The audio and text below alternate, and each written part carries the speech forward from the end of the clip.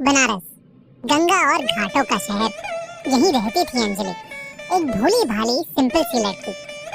बचपन से ही वो बनारस की गलियों में पली बड़ी थी। उसके पापा एक पंडित थे और माँ एक हाउसवाइफ। साधारण सा परिवार था उनका, पर सब बहुत खुशहाल था। पर फिर उनके परिवार को किसी की ऐसी नजर लगी कि उनका सब कुछ बर्बाद हो गया। अंजलि को हाल ही में एक बैंक में कैशियर की जॉब मिली थी और अब उसके मम्मी पापा उसके पीछे पड़े थे कि वो बस जल्दी से शादी कर ले। वहीं अंजलि को शादी करने की कोई जल्दी नहीं थी। वो अभी कुछ साल काम करके पैसे कमाना चाहती थी, पर उसके मम्मी पापा कहते थे कि अभी लड़का देखना शुरू करेंगे, तब अगले 3-4 सालों में उसकी शादी होगी। इसी बीच अंजलि के लिए लखनऊ के एक बड़े घर से एक रिश्ता भी आया था। अंजलि को बहुत मनाने के बाद आखिरकार वो उस लड़के से मिलने के लिए तैयार हो गई। 2 दिन बाद उनके घर की पतली गली में पहली बार एक लंबी काली गाड़ी आई और अंजलि के घर के सामने आकर रुक गई। गाड़ी से उतरा एक बहुत ही हैंडसम और जवान लड़का, आदित्य। आदित्य की माँ भी उसके साथ थी। आदित्य एक बहुत ही चार्मिंग लड़का था। एक नजर में ही अंजलि को आदित्य बहुत पसंद आ गया था। दोनों परिवारों में थोड़ी देर बातें हुई, फिर दोनों को अकेले में बात करने को कहा गया।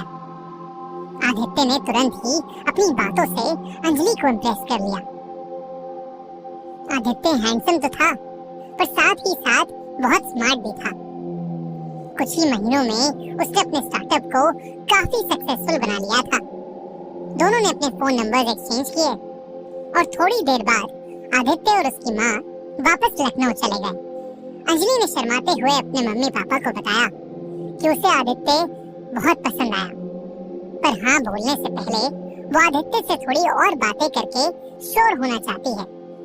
लेकिन अंजलि कहाँ जानती थी कि ये एक हाँ शायद उसकी जिंदगी तबाह कर देगा।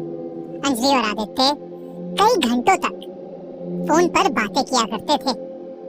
अंजलि दिन ब दिन आदित्य से शादी करने का मन पक्का करती जा रही थी, पर उसी दौरान उसके साथ कुछ अजीब चीजें होनी शुरू हो गई थी। उसे आए दिन चोट लग जाती थी। एक शाम वो आदित्य से बात करते करते सब्जियां काट रही थी, जब अचानक से उसका अंगूठा बुरी तरह से कट गया। अगले ही दिन ऑफिस में बैठे बैठे अचानक से उसका पैर मुड़ गया। हद तो तब हो गई जब कुछ दिनों बाद वो रोज की तरह अपने ऑफिस में काम कर रही थी। उसे प्यास लगी तो वो अपनी डेस्क से उठी, पर जैसे ही वो डेस्क से उठकर आगे बढ़ी, उसकी डेस्क के ऊपर सीलिंग फैन आकर नीचे गिर गया। अंजलि की उस दिन जान जाते जाते बची थी। अगर वो 2 सेकंड पहले ना उठती तो पंखा उसके सर पर गिर जाता। डरी सहमी अंजलि को उस दिन उसके मैनेजर ने जल्दी छुट्टी दे दी। उस शाम जब वो घर वापस आई तो देखा कि घर में अंधेरा है। उसे लगा कि शायद लाइट फिर से चली गई है। उसके लिए ये एक आम बात थी। उसने अपने फोन की लाइट ऑन की और अपने कमरे में कपड़े चेंज करने के लिए चली गई।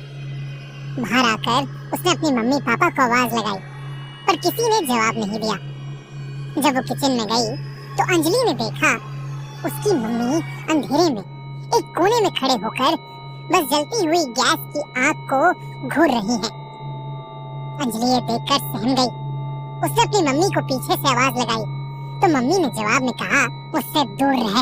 अंजलि कुछ समझी नहीं, किससे दूर रहने की बातें कर रही थी उसकी मम्मी। अंजलि ने फिर से अपनी मम्मी को आवाज लगाते हुए अपने फोन की टॉर्च ऑन करके अपनी मम्मी की तरफ किया। जैसे ही टॉर्च अंजलि के मम्मी के चेहरे पर पड़ी, उसकी मम्मी जोर से चीखी और अचानक से बेहोश पड़ गई। अंजलि भागकर अपने पापा को ढूंढने गई तो उसने देखा कि उसके पापा घर के मंदिर के पास बैठकर श्लोकों का जाप कर रहे हैं। उसने पापा को आवाज लगाई तो उन्होंने भी कोई जवाब नहीं दिया। वो थोड़ा और पास गई तो उसने सुना कि उसके पापा श्लोक उल्टे पढ़ रहे थे। अंजलि के हाथ पांव ठंडे पड़ गए। अचानक से उसे अपने सर के पीछे एक बहुत तेज दर्द महसूस हुआ, मानो किसी ने उसे किसी भारी चीज से मारा हो। अंजलि को अचानक से चक्कर आने लगे और वो वहीं बेहोश होकर नीचे गिर गई। जब उसकी आंख खुली तो उसके मम्मी पापा उसके पास बैठे थे। अंजलि ने उनसे पूछा कि उन्हें क्या हो गया है। तो उन्होंने एक दूसरे को देखा और कहा कि उन्हें कुछ नहीं हुआ है। हुआ तो अंजलि को था। वो उन्हें उसके कमरे में बेहोश पड़ी मिली थी। अंजलि को खुद समझ नहीं आया क्या वो कोई सपना देख रही थी, पर बेहोशी में सपने थोड़ी दिखते हैं। और सबसे बड़ी बात कि वो बेहोश हुई तो हुई कैसे। उस रात जब फोन पर उसने ये सारी बातें आदित्य को बताई तो वो बिल्कुल शांत हो गया और थोड़ी देर बाद उसने अंजलि से कहा कि वो जानता है कि ये सब क्यों हो रहा है। उसने बड़ी धीमी आवाज में अंजलि को कहा कि वो बिल्कुल डरे नहीं और वो 2-3 दिन बाद अंजलि से मिलकर उसे सब बताएगा। उस कॉल के बाद अंजलि के मन में एक अजीब सी बेचैनी हो गई थी। ऊपर से उसके मम्मी पापा के हाव भाव थोड़े बदले हुए थे। वो दोनों अंजलि से कटे कटे रहते थे।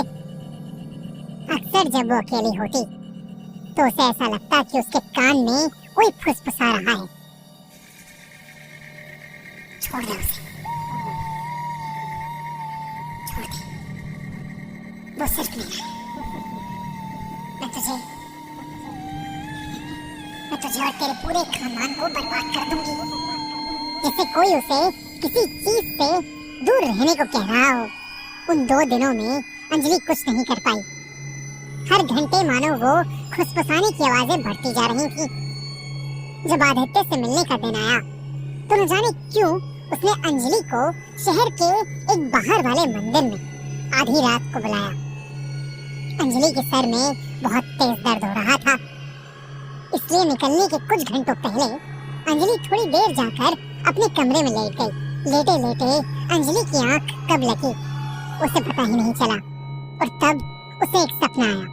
सपने में उसे आदित्य एक जंगल के बीचों बीच अकेला बैठकर आंखें बंद करके अपनी एक पूजा कर रहा था।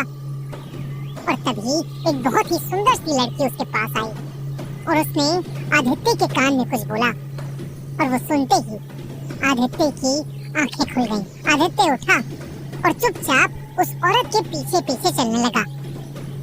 ऐसा लग रहा था कि जैसे उस औरत ने आदित्य को अपने वश में कर लिया हो। धीरे धीरे उस औरत का चेहरा एकदम लाल हो गया, आंखें पीली और दांत नुकीले। वो औरत हवा में उड़ने लगी। आज तक ऐसा भयानक रूप अंजलि ने पहले कभी नहीं देखा था। एकदम से अंजलि को लगा कि उस औरत का ध्यान आदित्य से हटकर उस पर आ गया है और उस औरत को समझ आ रहा है कि अंजलि उन्हें देख पा रही है। तभी वो भयानक औरत अंजलि की तरफ पलटी और उस पर जोर से चीखी। घबराहट के मारे अंजलि की नींद टूट गई और वो उठकर बैठ गई। उसने घड़ी में देखा तो आदित्य से मिलने का समय हो चुका था। इससे पहले कि अंजलि अपने सपने के बारे में कुछ सोचती, अंजलि को अपने घर के ड्राइंग रूम से अपनी माँ की एक जोर की चीख सुनाई दी। अंजलि के साथ आगे क्या होने वाला था, आदित्य एक्चुअली में है कौन, और वो भयानक औरत जो उसे सपने में दिखी, क्या वो एक गंड पिशाचनी है